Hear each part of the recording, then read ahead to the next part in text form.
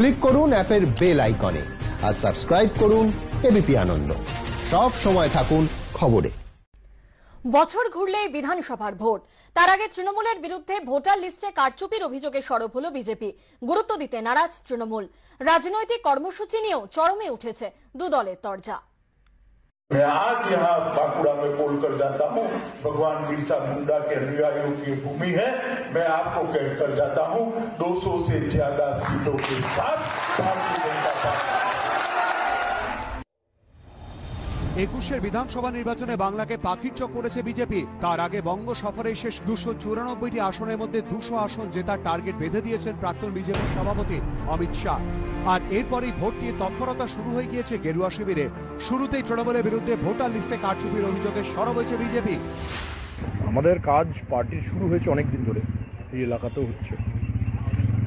বিশেষ করে ভোটার লিস্টে তৃণমূল যে গরমিলগুলো এই এলাকায় করে রেখেছে সেটা অনেকের নজরে এসছে। সেটা যাতে সংশোধন করা যায়, ফলস ভোটারের নাম যাতে বাদ দেওয়া যায়, সেটার জন্য আমাদের কার্যকর্তারা বাড়ি বাড়ি যাবেন, ভোটার লিস্টে স্ক্রুটিনির কাজ করবেন। যদিও এই অভিযোগকে গুরুত্ব দিতে নারাজ তৃণমূল। এখন থেকে বলতে শুরু করে দিল, ভোটার তালিকার 18 তারিখ থেকে তো কাজ শুরু হবে। এ তো দেখছি যে ট্রাম্প যা বলছে উনিও তাই বলছেন। রাজ্য সফরের দ্বিতীয় দিনে শুক্রবার মতুয়া মন্দিরে যান অমিত শাহ। এরপরে বাগুইয়াটির আদর্শপল্লীতে নবীন বিশ্বাসের বাড়িতে পৌঁছান অমিত শাহ। মতুয়া পরিবারের ঘরে বসে সারেন মধ্যাহ্নভোজ। কিন্তু প্রশ্ন উঠছে, এর পেছনেও কি রয়েছে সূক্ষ্ম রাজনৈতিক অঙ্ক?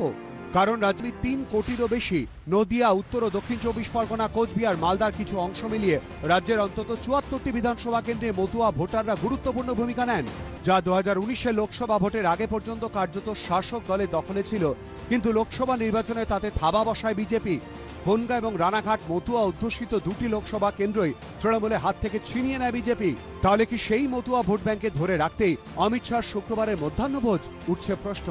যদিও বিজেপিকে ফাঁকা মাঠে গোল করতে দিতে নারাজ রাজ্যের শাসক দল, শুক্রবার যে মতুয়া পরিবারে অমিত শাহ মধ্যাহ্নভোজ সেরেছিলেন তার 800 মিটারের মধ্যে এদিন সভা করে তৃণমূল। যা নিয়েও শুরু হয়েছে রাজনৈতিক চাপানোতর। ওরা পাল্টাই করবে, ওদের তো নিজেদের কিছু প্ল্যানিং নেই।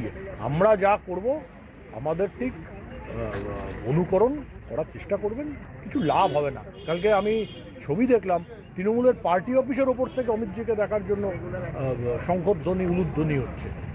তৃণমূলের পার্টি অফিসগুলো তো এখন সব বিজেপির লোকজনই বসছে, এটা থেকে বোঝা যায়। তৃণমূল কংগ্রেসের লাগাতার কর্মসূচি চলছে বিভিন্ন জেলায়। অ্যাকচুয়াল যারা বলছে তাদের রাজনীতি সম্পর্কে কতটুকু জ্ঞান আছে আমার জানা নেই।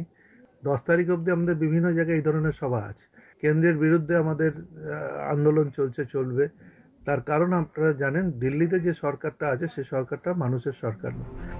সব মিলিয়ে ভোট এগিয়ে আসার সঙ্গে সঙ্গে ক্রমশ বাড়ছে রাজনৈতিক উত্তাপ। রঞ্জিত সাউ ও উজ্জ্বল মুখোপাধ্যায়, এবিপি আনন্দ।